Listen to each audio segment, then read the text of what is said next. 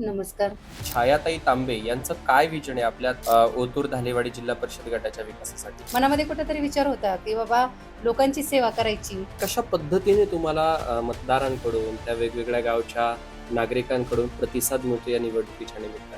प्रतिसाद तर निश्चितच खूप चांगल्या पद्धतीने मिळतोय. कारण आपल्या पुणे जिल्ह्यामध्ये कुठेही असा प्रकल्प आपल्याला ग्रामीण भागामध्ये पाहायला मिळत नाही. 15 वित्त आयोगातून ह्या ठिकाणी मोफत स्वर्गरथ आमच्या गावाला या ठिकाणी पुरवतो. हेच उपक्रम असतील त्या गावांमध्ये सुद्धा राबवण्याचा प्रयत्न असेल का आणि त्याच्यासाठी छायाताई कसा प्रयत्न करणार आहे? की आजही महिला आर्थिकदृष्ट्या सक्षम सक्षम नाही किंवा नाही. स्वावलंबी नाही.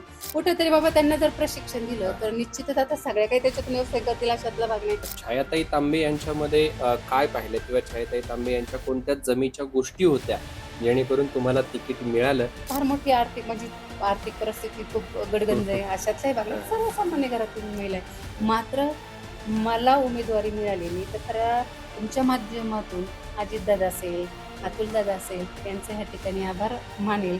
काय आव्हान काय वाटते छायाताई?